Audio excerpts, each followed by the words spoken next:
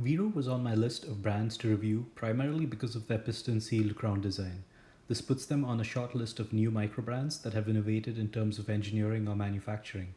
Vero is based in Portland, Oregon, here in the United States, and they take pride in the fact that most of their watch components are manufactured in house, from the Grade 5 titanium case to the ceramic coated brass dial and the interesting piston sealed crown system. I've often heard people ask why these relatively simple looking watches cost over $1,000, and I'm going to make an educated guess and say that manufacturing and finishing almost an entire watch in the US is the reason for this. But does the $1,120 price tag deliver more than just a made in the United States label? Here I'll be looking at the Vero and WindUp Granite 38mm collaboration watch. The case is manufactured in-house and measures 38mm in diameter by 48mm from lug to lug and 10.8mm in height. It is made of grade 5 titanium and has a media blasted finish that is then chemically treated to achieve this dark appearance. The lugs are well proportioned and are drilled through, making strap changes a breeze. The crystal is a 1.5mm thick flat sapphire crystal and is extremely clear without any distortion at the edges. The case back and crown appear to be made of titanium as well, except they aren't finished in the same style as the rest of the case. The case back has a radially brushed finish and is one of my favorite aspects of this watch. It has an interesting pattern between the exhibition crystal and the outer specification engravings that I assume is used to also unscrew the case back. The exhibition crystal is a 1mm thick sapphire crystal.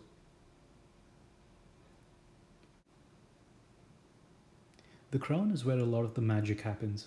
Vero has designed and manufactured a piston sealed crown system, which they claim requires extremely tight manufacturing tolerances to achieve. This innovative design allows the watch to maintain its 100 meters of water resistance even when the crown is pulled out. Since this is proprietary technology, not much information is available on their website regarding the actual assembly, but as far as I can tell, their crown tube is piston sealed to the case, and this creates an additional water resistant seal, making it resistant whether the crown is pulled out or pushed in. That's pretty awesome, and for this reason alone, they have earned my respect. There are still so many aspects of watch design that rely on age-old manufacturing and design practices, and I think we need more innovative brands like Vero to try and fix them. The crown is easy to grip thanks to their unique crown ridge pattern, and the actual crown action and stability is absolutely perfect. There's no wobble or sense of flimsiness when making adjustments, and the most interesting feature is the fact that this crown does not screw down, so consider me sold on this design. Let's take a look at the dial. The base material of the dial is brass and it is then coated with the dark grey ceramic, and the remaining dial elements are printed onto it. The overall finishing of the grey ceramic has an interesting matte texture, and although grey, this ends up looking black under certain lighting. The dial is characterized by three primary colors: black, white, and tan. There are tan printed elements at the 12 and 6 o'clock positions on the dial, and there is a tan dash minute track that is sandwiched between two solid white tracks. In terms of the appearance, this looks great and fits well with the overall aesthetic of the watch. The numerals are printed in white and are not loomed. The watch has a simple set of hands with polished black oxide coated hour and minute hands that are filled with superluminova. The seconds hand has a white glossy finish that is painted. The loom on the hands isn't great, unfortunately, and not really worth mentioning. While I do like the appearance of the dial, I have a few problems with it in terms of functionality. First, the seconds hand does not extend far enough for easy seconds tracking. I would have preferred if the seconds hand extended over the first solid white track and up to the dash tan minute track.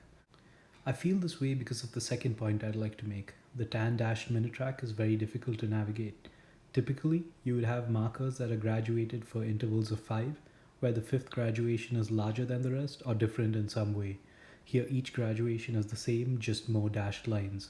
So if you're trying to read the time accurately, you're likely to get confused within this 5-minute or 5-second interval, because all you have for design pivots are the hour numerals.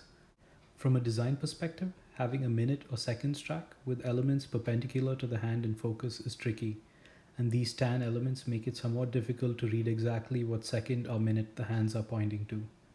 If this was a dress watch, I'd be significantly more forgiving of this design decision, but Vero and wornandwound intended for this watch to be a military hiking field watch, which to me does entail the need to be easily readable, and in my opinion this design doesn't allow that.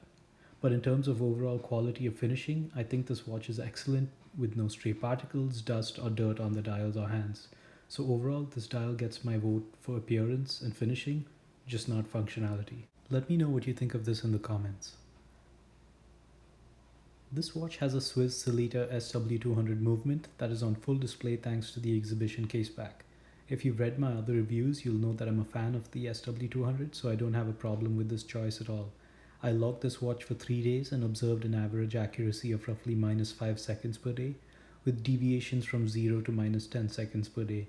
Vero state that they adjust these movements in 6 positions to plus or minus 5 seconds per day, so I'd say this is definitely close enough.